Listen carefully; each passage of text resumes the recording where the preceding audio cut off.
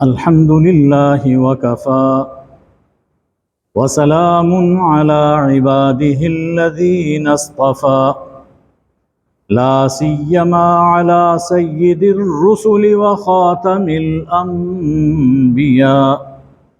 وعلى آله الأصفياء والرضوان على أصحابه الأتقياء أما بعد فأعوذ بالله من الشيطان الرجيم بسم الله الرحمن الرحيم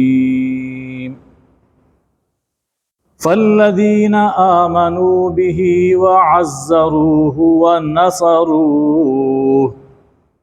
ونصروه واتبعوا النور الذي أنزل معه أولئك هم المفلحون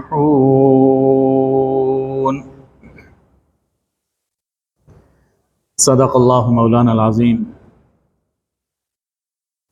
حاضرین گرامی قدر، گزشتہ چند جمعوں سے ہم سورہ الاعراف کی آیت نمبر 157 کی روشنی میں سچا امتی بننے کے لیے اوصاف کو سمجھ رہے ہیں کہ سچے امتی کے اوصاف کیا ہیں۔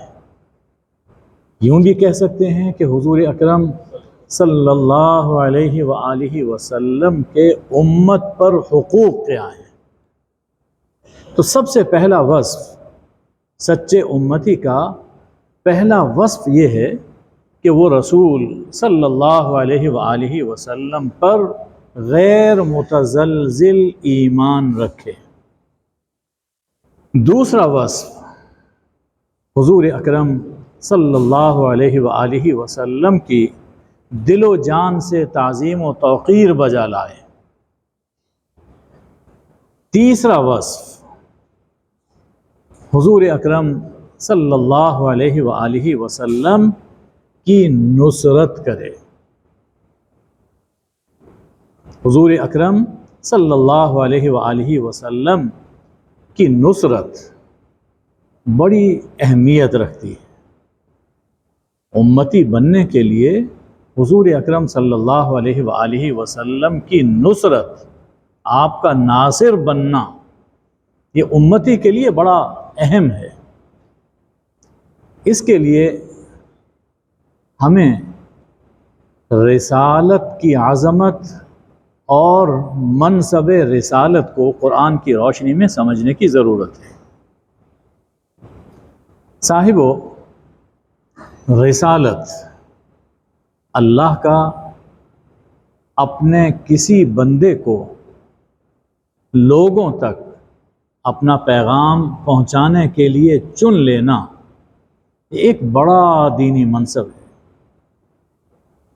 اللہ خود انتخاب فرماتا ہے۔ اللہ رسالت کا منصب خود تفویض فرماتا ہے۔ کوئی شخص اپنی ریاضت اور اپنی عبادت کے ذریعے یہ منصب حاصل نہیں کر سکتا۔ اللہ جل شانہ نے خود قرآن پاک میں فرمایا، اللہ اعلم حیث یجعل رسالتہ۔ اللہ خوب جانتا ہے کہ وہ اپنی رسالت کا نور کہاں ودیعت فرمائے۔ اللہ خوب جانتا ہے۔ اس لیے ریاضت اور محنت کا رسالت حاصل کرنے میں کوئی دخل نہیں۔ ریاضت اور عبادت سے کوئی شخص ولی تو بن سکتا ہے لیکن نبی نہیں بن سکتا۔ اچھا، یہ منصب بہت عظیم ہے، اللہ خود عطا فرماتا ہے۔ اس کے ساتھ یہ منصب بڑا ثقیل بھی ہے، بھاری منصب ہے۔ فرمایا، انا سنلقی علیک قولا ثقیلا، ہم آپ پر ایک قول ثقیل ڈالنے والے ہیں، ایک بھاری بوجھ وہ آپ پہ ڈالنے والے ہیں۔ تو معلوم یہ ہوا کہ رسالت کی ذمہ داری ایک بڑی بھاری ذمہ داری ہے۔ جب کسی رسول کے کندھے پر یہ بھاری ذمہ داری ڈال دی جاتی ہے تو پھر ان کے لیے یہ لازم کر دیا جاتا ہے کہ قم فانذر وربک فکبر، اب آپ آرام سے بیٹھ نہیں سکتے ہیں، بلکہ کھڑے ہو جائیے اور لوگوں کو آگاہ کیجیے کہ برائی کا انجام برا ہوگا، انذار کیجیے اور اپنے رب ہی کی بڑائی بول لوگوں پر یہ آشکار کر دیجئے کہ اس کائنات میں بڑی ہستی وہ صرف ایک ہے اور وہ اللہ ہے۔ وَلَهُ الْكِبْرِيَاءُ فِي السَّمَاوَاتِ وَالْأَرْضِ وَرَبَّكَ فَكَبِّرْ، تو لوگوں کے دلوں میں اللہ کی بڑائی بٹھانا، اللہ کی بڑائی کا یقین دلانا، یہ رسول کوئی بھی ہو رسول، یہ ان کی بنیادی ذمہ داری ہے۔ اور صرف اتنا نہیں ہوتا کہ انذار کر دیا، اللہ اکبر کہہ دیا، صرف زبان تک محدود نہیں، بلکہ اس کے لیے جد و جہد، لِتَكُونَ كَلِمَةُ اللَّهِ هِيَ الْعُلْيَا، اللہ کا بول سب پر بالا ہو جائے۔ انذار اور تکبیر صرف زبان سے کہنا کافی نہیں، بلکہ یہ کوشش کرنا کہ اللہ کا کلمہ، اللہ کا بول وہ سب بولوں پر بالا ہو جائے۔ اس کے لیے عملی جد و جہد، جہاد، یہ رسول کوئی بھی رسول ہو ان کے ذمے یہ فرض کر دیا جاتا ہے۔ حضور اکرم صلی اللہ علیہ وآلہ وسلم کے لیے فرمایا کہ هو الذی ارسل رسولہ بالہدی ودین الحق لیظہرہ علی الدین کلہ ولو کرہ المشرکون، وہ اللہ ہے جس نے اپنے رسول صلی اللہ علیہ وسلم کو الہدی اور دین حق دے کر بھیجا تاکہ تمام ادیان پر اسے غالب کر دے، اور یہ امر مشرکوں کو اگرچہ ناگوار ہو، کافروں پر یہ کتنا ہی بھاری گزرے، لیکن یہ بنیادی ذمہ داری ہے کہ دین صرف زبان تک نہ رہے، دین صرف اپنے تک نہ رہے، بلکہ دوسروں تک پہنچایا جائے، اور اللہ کی زمین پر لوگوں نے جو اپنے نظام نافذ کر رکھے ہیں ان سب کو ہٹا کر اللہ کا بول اور اللہ کا نظام، اللہ کا کلمہ اس زمین پر نافذ کیا جائے، یہ ذمہ داری ہے۔ اور اس کے لیے رسول صلی اللہ علیہ وآلہ وسلم اور بقیہ تمام انبیاء اپنی سنت قائم کرتے ہیں، اپنی سنت۔ مشہور آیہ کریمہ ہے کہ لَقَدْ كَانَ لَكُمْ فِي رَسُولِ اللَّهِ أُسْوَةٌ حَسَنَةٌ لِمَنْ كَانَ يَرْجُو اللَّهَ وَالْيَوْمَ الْآخِرَ وَذَكَرَ اللَّهَ كَثِيرًا، جو اللہ کو ملنے کا یقین رکھتے ہیں اور اللہ کو کثرت سے یاد کرتے ہیں، تو تمہارے لیے رسول اللہ صلی اللہ علیہ وسلم کی زندگی میں بہترین نمونہ موجود ہے۔ اگر تم یہ یقین ہے کہ اللہ کے سامنے جانا ہے اور دل میں اللہ کی یاد ہے، تو اب زندگی کیسے گزاری جائے؟ رسول اللہ صلی اللہ علیہ وآلہ وسلم کو فالو کیا جائے۔ آپ کی زندگی، آپ کی حیات طیبہ وہ تمہارے لیے بہترین نمونہ ہے۔ اچھا، یہ آیہ کریمہ اس پر غور کیجئے، ایک عام ہر چیز اس میں داخل ہے، زندگی، پوری زندگی اس نمونے میں داخل ہے، لیکن سورہ احزاب میں یہ آیہ کریمہ واقعات احزاب کے بالکل درمیان آ رہی ہے۔ اس آیت سے پہلے منافقین کا حال ہے، اس آیت کے فوراً بعد مومنین کا حال ہے۔ کہ منافقین کا کردار یہ تھا کہ وہ جی چراتے تھے، ساتھ چھوڑ رہے تھے، بہانے بنا رہے تھے، اور مومنین کی سوچ اور ان کا کردار کیا تھا کہ وہ حضور صلی اللہ علیہ وسلم کے ساتھ ڈٹے ہوئے تھے اور کہہ رہے تھے، جب یونائٹڈ فورسز کو دیکھا تو پکار اٹھے کہ ہاں یہ تو وہی منظر ہے جس کا کہ اللہ اور اس کے رسول نے پہلے سے بتا دیا تھا اور آپ کا فرمان سچ ہے۔ تو اس کے بالکل درمیان یہ فرمایا کہ لقد کان لکم فی رسول اللہ اسوۃ حسنہ، دیکھو کہ اللہ کے رسول کس طرف کھڑے ہیں۔ جب اللہ کے رسول میدان میں ڈٹے ہوئے ہیں، آپ کو جو چھوڑ کر جاتا ہے، آپ کی نصرت کو ترک کر رہا ہے، سمجھو کہ وہ منافق۔ تو یہ میدان میں ڈٹنا، اپنی جان و مال اللہ کے لیے پیش کر دینا، یہ بھی حضور صلی اللہ علیہ وسلم کی سنت ہے۔ اللہ کے رسول کوئی بھی ہوں، وہ اپنی ذات، معاشرت میں، معیشت میں، سیاست میں، زندگی کے ہر شعبے میں وہ اصلاح کرتے ہیں۔ انسان کی ذاتی زندگی ہو، معاشری ہو اور معاشی ہو، سیاسی ہو، اللہ کے رسول اس میں اصلاح فرماتے ہیں۔ زندگی کو صحیح ڈھب پر لانا اور صحیح راہ پہ چلانا، یہی رسول کی بنیادی ذمہ داری ہے۔ سورہ احزاب میں فرمایا گیا، ما کان علی النبی من حرج فیما فرض اللہ له سنت اللہ فی الذین خلو من قبل وکان امر اللہ قدرا مقدورا۔ یہ اللہ کی سنت ہے جو پہلوں میں بھی چلی آ رہی ہے کہ نبی سماج کی اصلاح کرتا ہے ہر اعتبار سے، یہ طے شدہ بات۔ صاحبو، یہ غلبہ دین، اظہار دین اور سنت کی اقامت اور اصلاحی جہاد، اصلاح کے لیے جو کوشش کی جائے وہ اصلاحی جہاد ہے۔ اس کے لیے مدنی دور اسوہ حسنہ ہے۔ یعنی مکی دور میں ہم دیکھتے ہیں تو وہاں انذار ہے، تکبیر ہے، تبلیغ ہے، دعوت ہے۔ یہاں دعوت و تبلیغ کا ایک رنگ بدلتا ہے، صرف زبانی تبلیغ پر اکتفا نہیں کیا جا رہا، بلکہ اس کے ساتھ عملی قدم اٹھائے جا رہے ہیں مدنی دور میں۔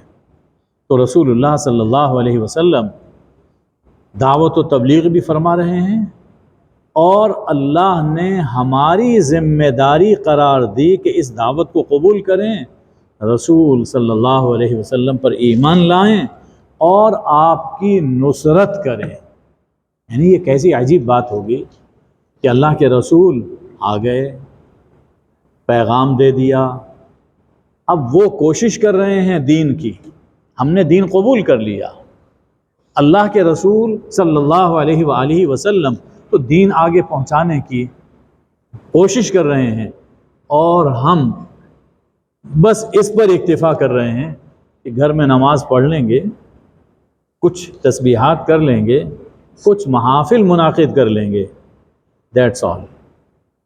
اللہ کہتا ہے کہ یہ یوں کام نہیں چلے گا۔ سچا امتی وہ ہے کہ جو رسول صلی اللہ علیہ وآلہ وسلم پر سچا ایمان لائے اور سچے دل سے آپ کی تعظیم اور توقیر کرے، اور وہ نصروا ہو، اور آپ کی ہر ممکن طریقے سے نصرت کرے، تب انسان سچا مومن بنے گا۔ نصرت یہ سچا امتی اور سچا مومن بننے کے لیے ضروری ہے۔ سیرت کی کتاب میں آپ ایک واقعہ پڑھیں گے کہ حضور اکرم صلی اللہ علیہ وآلہ وسلم جب غار حرا سے گھر تشریف لائے تو حضرت خدیجہ رضی اللہ تعالی عنہا، ہماری اماں جان، اللہ ان پر اپنی کروڑوں رحمتیں برکتیں نازل فرمائے، وہ اپنے کزن ورقہ بن نوفل کے پاس لے گئیں۔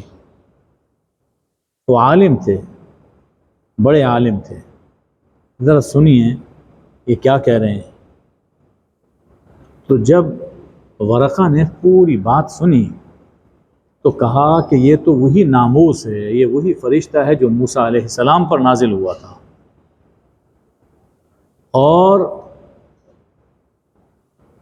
اس کے بعد وہ وقت آنے والا ہے کہ جب آپ کی قوم آپ کو ستائے گی اور آپ کو یہاں سے نکالے گی۔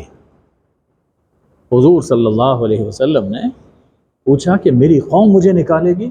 جو مجھے صادق اور امین کہتے ہیں، میری عزت کرتے ہیں، کیا مجھے شہر سے نکال دیں گے؟ تو ورقہ نے کہا کہ ہاں، اللہ کے جس بندے نے بھی سچی بات کہی، اللہ کا یہ پیغام لا الہ الا اللہ پہنچایا، اس کے ساتھ لوگوں نے یہی سلوک کیا۔ یہاں ایک بات کہی کہ وَإِن يُدْرِكْنِي يَوْمُكَ أَنْصُرْكَ نَصْرًا مُؤَزَّرًا، اگر میں اس دن یہاں موجود ہوا، میں زندہ ہوا جس دن کے لوگ آپ کو ستائیں گے، آپ کو یہاں سے نکالیں گے، تو میں آپ کی بھرپور طریقے سے نصرت کروں گا۔ یہ ورقہ بن نوفل نے کہا۔ اس سے یہ معلوم ہوا کہ رسول کے ذمے دعوت ہے، امتی کے ذمے نصرت ہے۔ رسول کے ذمے دعوت ہے، اور سچا امتی وہ ہے جو دعوت کو قبول کرے اور نصرت کرے۔ اب دیکھیے ورقہ بن نوفل، طبیعہ ان کی فطرت سلیم تھی، دین کے تقاضوں کو وہ سمجھتے تھے، تو وہی کا قصہ سنتے ہی انہوں نے نصرت کا عہد کیا۔ وہ جو وقت، کڑا وقت آنے والا ہے، اس میں آپ کے ساتھ ہوں گا۔ حالانکہ ابھی آپ نے دعوت کا آغاز نہیں فرمایا تھا۔ تو معلوم یہ ہوا کہ نصرت، نبی کی نصرت، رسول کی نصرت، دین کی نصرت، یہ امتی، سچا امتی ہونے کے لیے ضروری ہے۔ اور یہ ایمان اور نصرت اتنا اہم کام ہے، اتنا اہم کام ہے کہ اللہ تعالیٰ نے عالم ارواح میں نبیوں سے یہ عہد و میثاق لیا تھا۔ سورہ آل عمران کی تلاوت کیجئے، فرمایا وَإِذْ أَخَذَ اللَّهُ مِيثَاقَ النَّبِيِّينَ لَمَا آتَيْتُكُم مِّن كِتَابٍ وَحِكْمَةٍ ثُمَّ جَاءَكُمْ رَسُولٌ مُصَدِّقٌ لِّمَا مَعَكُمْ لَتُؤْمِنُنَّ بِهِ وَلَتَنصُرُنَّهُ۔ یاد کرو کہ جب اللہ نے نبیوں سے عہد لیا کہ جب میں تمہیں کتاب اور حکمت عطا کروں، اور پھر کوئی رسول آئے جو اسی دین کی تصدیق کر رہا ہو، وہی دین بیان کر رہا ہو جو تمہارے ساتھ موجود ہے، جو تمہارے پاس موجود ہے، یعنی کوئی نیا دین نہیں، سچا رسول آئے، تو تم مجھ سے عہد کرو کہ اس رسول کو بھی مانو گے، ایمان لاؤ گے اور ان کی نصرت کرو گے۔ وَلَا تَنْصُرُنَّ، یعنی نبیوں پر لازم ٹھہرایا گیا کہ دین کے بارے میں آپ دوسرے انبیاء کی، اور بالخصوص حضور اکرم صلی اللہ علیہ وآلہ وسلم کی نصرت کرو گے۔ وجہ یہ ہے کہ ایمان اور نصرت سے رسول صلی اللہ علیہ وسلم اور کوئی بھی رسول ہوں، ان کی ہمت بڑھتی ہے اور حق کی آواز میں قوت پیدا ہوتی ہے۔ اسی لیے فرمایا کہ والذی جاء بالصدق وصدق به اولئک هم المتقون، جو صدق لے کر آیا اور جس نے اس کی تصدیق کی۔ رسول نے صدق پیش کیا، سچ پیش کیا، دین پیش کیا، اور لوگ ساتھ کھڑے ہو کر کہتے ہیں ہاں بالکل آپ صحیح کہہ رہے ہیں، آپ سچ کہہ رہے ہیں۔ اس سے ان کا حوصلہ بڑھتا ہے، دین کی آواز میں قوت پیدا ہوتی ہے۔ تو سچ کی آواز کو تنہا نہیں چھوڑنا چاہیے، بلکہ اس کی آواز، حق کی آواز کے ساتھ آواز ملانا یہ ضروری ہے دین کی تقویت کے لیے۔ ہمارے ہاں مشہور ہے کہ ایک اکیلا دو 11، ایک اکیلا اور دو 11۔ اس نصرت کا ایک نمونہ ہمیں سورہ یاسین میں ملتا ہے۔ آیت نمبر 13 اور 14 کی تلاوت کیجئے۔ ایک بستی والوں کا اللہ نے ذکر فرمایا، ان کے پاس اللہ نے 2 رسول بھیجے، اذ ارسلنا الیہم اثنین، 2 رسول بھیجے، فکذبوہما، بستی والوں نے ان کو جھٹلایا، فعززنا بثالث، ہم نے پھر تیسرے رسول سے ان کی مدد کی، ان کی نصرت کی، اور تینوں نے مل کر کہا انا الیکم مرسلون، ہم تمہاری طرف اللہ کے رسول بن کر آئے ہیں۔ تو تین کی آواز اس میں جو قوت تھی وہ ایک کی آواز میں نہیں تھی۔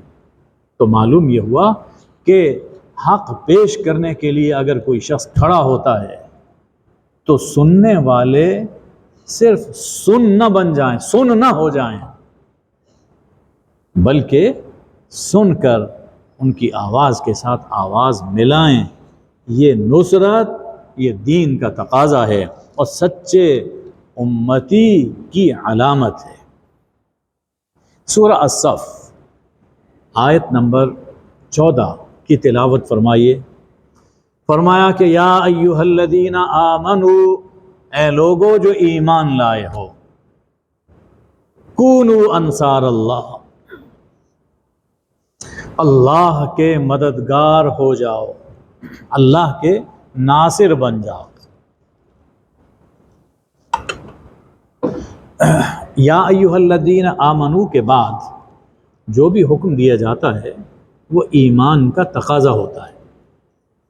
اگر تم اپنے اس دعوے میں سچے ہو کہ ہم ایمان لائے تو یہ کام کرو کہ اللہ کے مددگار ہو جاؤ، جیسا کہ عیسیٰ ابن مریم علیہ السلام نے حواریوں سے کہا من انصاری الی اللہ، اللہ کے اس کام میں کون میرا ناصر ہے؟ قال الحواریون نحن انصار اللہ، حواریوں نے اور ان کے اصحاب نے کہا ہم اللہ کے ناصر ہیں۔ یہاں غور کیجئے، طلب یہ تھی کہ کون میرا ناصر بنتا ہے، جواب ملا کہ ہم اللہ کے ناصر بنتے ہیں۔ معلوم یہ ہوا کہ رسول کوئی بھی ہوں، ان کی نصرت در حقیقت یہ اللہ کی نصرت ہے، اللہ کے دین کی نصرت ہے، اس لیے کہ اس معاملے میں اللہ اپنے رسول کو اپنی آواز بنا کر بھیجتا ہے، اور یہی جب نصرت ہوتی ہے تب دشمنان دین مغلوب ہوتے ہیں اور دین غالب آتا ہے۔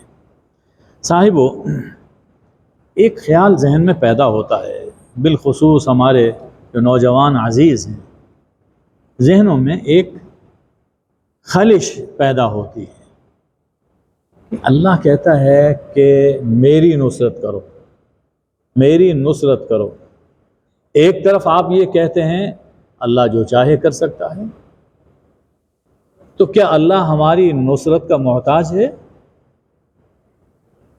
کیوں ہم سے نصرت طلب کر رہا ہے؟ کیوں مدد مانگ رہا ہے؟ سب کی مدد تو اللہ خود فرماتا ہے، ہم اللہ سے مدد مانگتے ہیں۔ اللہ کہتا ہے کہ کون میری نصرت کرتا ہے، کون میرے رسول کی نصرت کرتا ہے؟ تو کیا اللہ ہمارا محتاج؟ نہیں، اللہ ہمارا محتاج نہیں ہے۔ ہم عالم اسباب میں ہیں، اس وقت ہم عالم اسباب میں ہیں۔ اللہ کے رسول، کوئی بھی رسول ہو، اگر چاہتے تو تنے تنہا صفوں کی صفیں الٹ دیتے، لیکن عالم اسباب میں رکھا گیا۔ ہر شخص تو نبی نہیں ہو سکتا اور دین کا کام قیامت تک کرنا ہے، تو کیسے اللہ کے دین کی نصرت کی جائے گی؟ دشمنان دین کا مقابلہ کیسے کیا جائے گا؟ کیا صرف معجزوں پر اکتفا ہوگا؟ نبی چلے جائیں گے، معجزے تو ان کے ساتھ چلے گئے، تو کیا امتی حوصلہ چھوڑ کر بیٹھ جائیں گے؟ عالم اسباب میں اہل ایمان کا امتحان ہوتا ہے۔ یہ جو اللہ کہتا ہے کہ نصرت کرو، یہ امتحان ہے، اہل ایمان کا امتحان ہے۔ مدد تو وہی فرماتا ہے، جتوانے والا تو وہی ہے، لیکن اللہ امتحان لیتا ہے کہ کون سچے ہیں، کون جھوٹے ہیں۔ سورہ العنکبوت کی ابتدائی آیات پڑھیے، الف لام میم، احسب الناس ان یترکوا ان یقولوا آمنا وہم لا یفتنون، کیا لوگوں کو یہ خیال ہے کہ انہیں اتنا کہنے پر کہ ہم اللہ پر ایمان لائے چھوڑ دیا جائے گا اور ان کو آزمایا نہیں جائے گا؟ وَلَقَدْ فَتَنَّ الَّذِينَ مِن قَبْلِهِمْ، ہم نے پہلوں کو بھی آزمایا. یہ صرف تمہاری آزمائش نہیں ہو رہی، ہر امت کی آزمائش ہوئی. کیوں ہوتی ہے؟ فَلَيَعْلَمَنَّ اللَّهُ الَّذِينَ صَدَقُوا وَلَيَعْلَمَنَّ الْكَاذِبِينَ، تاکہ لوگوں کے سامنے کھل جائے کون سچا ہے کون جھوٹا ہے. اللہ تو جانتا ہے، اللہ تو جانتا ہے کہ سچا کون ہے جھوٹا کون ہے، لیکن سب پر ظاہر کر دینا یہ مقصود ہوا کرتا ہے، تاکہ کوئی یہ نہ کہے کہ ہم بھی تو سچے تھے، ہمیں یہ کچھ نہیں ملا. تو اللہ سب کا حال کھول دیتا ہے اس امتحان کے ذریعے سے کہ اگر میں نے کسی کو نوازا ہے، کسی کو مرتبے بخشے ہیں تو بلا وجہ نہیں. وہ ہمارے وفادار تھے، ہمارے فداکار تھے، ہمارے جانثار تھے، اس قابل تھے کہ انہیں عزت بخشی جائے اور جنت میں ان کو بلند مراتب عطا کیے جائے. تو سب کے سامنے دلوں کا حال کھولنے کے لیے اللہ یہ امتحان لیا کرتا ہے. اور دیکھیے ہمیں اللہ نے تلقین فرمائی کہ انصرنا علی القوم الکافرین، اے اللہ ہم کافر قوم کے خلاف ہماری نصرت فرما. اب اللہ کی نصرت کیسے حاصل ہوتی ہے؟ اللہ کی نصرت کیسے حاصل ہوتی ہے؟ قرآن نے خود بتایا، ان تنصروا اللہ ینصرکم، اگر تم اللہ کی نصرت کرو گے اللہ تمہاری نصرت فرمائے گا. ہم اللہ سے نصرت مانگ رہے ہیں اور اللہ کہتا ہے کہ تم میری نصرت کرو میں تمہاری نصرت کروں گا. سورہ الحج میں فرمایا وَلَيَنْصُرَنَّ اللَّهُ مَن يَنْصُرُهُ، اللہ یقیناً ان کی نصرت کرتا ہے جو اس کی نصرت کرتے ہیں. اللہ یقیناً ان کی نصرت کرتا ہے جو اس کی نصرت کرتے ہیں.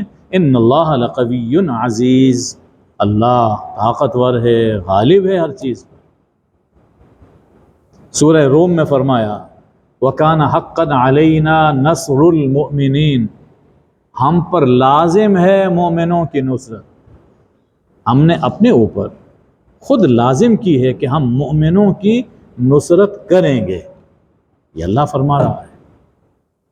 سورہ المؤمن میں فرمایا اِنَّا لَنَنْصُرُ رُسُلَنَا وَالَّذِينَ آمَنُوا فِي الْحَيَاةِ الدُّنْيَا وَيَوْمَ يَقُومُ الْأَشْهَادُ، ہم یقیناً اپنے رسولوں کی اور مومنوں کی نصرت کریں گے، دنیا کی زندگی میں بھی اور اس دن بھی جب گواہ کھڑے ہوں گے. دنیا اور آخرت میں مومنوں کی ہم نصرت کریں گے. اللہ کہتا ہے یہ میرا وعدہ ہے. تو ہم اللہ سے نصرت مانگتے ہیں اور اللہ کہتا ہے کہ تم ہماری نصرت کرو، یہ میرا وعدہ ہے کہ میں تمہاری نصرت کروں گا. لیکن جب ہم دیکھتے ہیں کہ مار پڑ رہی ہے ہر طرح سے مار پڑ رہی ہے، بالخصوص سیاسی میدان میں، اقتصادی میدان میں، تعلیمی میدان میں مار پڑ رہی ہے، تو اس کی وجہ یہ نہیں ہے کہ اللہ کا وعدہ سچا نہیں. اللہ کا وعدہ یہ وجہ نہیں ہے. یہ وجہ نہیں ہے کہ اللہ کو ہمارے حال کی خبر نہیں ہے. اللہ دیکھ رہا ہے، اللہ دیکھ رہا ہے اور اس کا وعدہ بھی سچا ہے. لیکن اللہ نے وعدہ یہ کیا تھا اِنَّا لَنَنْصُرُ رُسُلَنَا وَالَّذِينَ آمَنُوا وَكَانَ حَقًّا عَلَيْنَا نَصْرُ الْمُؤْمِنِينَ. اللہ سچا، اللہ کے وعدے سچے. اگر مدد نہیں ہو رہی اور ہم پٹ رہے ہیں تو ذرا اپنے اندر غور کرنا چاہیے کہ کیا ہم المؤمنین ہیں؟ کیا ہم ایمان کے اس معیار پر ہیں، مومن کے اس معیار پر ہیں جس پر اللہ کی نصرت نازل ہوا کرتی؟ کیا ہم حضور صلی اللہ علیہ وسلم کی سچی نصرت کر رہے ہیں؟ کیا ہم دین کی سچی نصرت کر رہے ہیں؟ ہماری دینی جد و جہد میں اور ہمارے جذبہ دعوت میں کمزوری ہے، یہ کمزوری، یہ ضعف، یہ ہماری جانب سے ہے، اللہ کی عنایت میں کوئی کمی نہیں ہے۔ جب ہم اپنے وعدے پورے نہیں کرتے تو اللہ بھی اپنا وعدہ پورا نہیں کرتا، اس لیے کہ اللہ نے یہ فرمایا ہے اوفو بعہدی اوف بعہدکم، تم مجھ سے کیے وعدے پورے کرو، میں تم سے کیے وعدے پورے کروں گا۔ اور اللہ کا وعدہ یہ ہے کہ تم میری نصرت کرو، یعنی میرے رسول کی نصرت کرو، میرے دین کی نصرت کرو، جیسے دین پر چلنا چاہیے ویسے دین پر چلو، میرا وعدہ ہے کہ میں تمہاری نصرت کروں گا اور تمہیں کامیابی عطا فرماؤں گا۔ تو کمی اگر ہے تو ہماری جانب سے ہے، تو سچا امتی ہونے کے لیے ہم پر لازم ہے کہ دین کو سمجھیں۔ رسول اللہ صلی اللہ علیہ وسلم جس مقصد کے لیے دنیا میں مبعوث کیے گئے، اس مقصد کے لیے جو کچھ ہم کر سکتے ہیں وہ ہمیں کرنا چاہیے۔ اقبال نے کہا تھا کہ ہم تو مائل بکرم ہیں، کوئی سائل ہی نہیں۔ اللہ فرماتا ہے کہ ہم تو مائل بکرم ہیں، ہم چاہتے ہیں نصرت دینا، ہم چاہتے ہیں تمہیں عزت بخشی جائے، ہم چاہتے ہیں تمہیں دولتیں عطا کریں، ہم تو مائل بکرم ہیں، کوئی سائل ہی نہیں، راہ دکھلائیں کسے، رہ روے منزل ہی نہیں، وما علینا الا البلاغ۔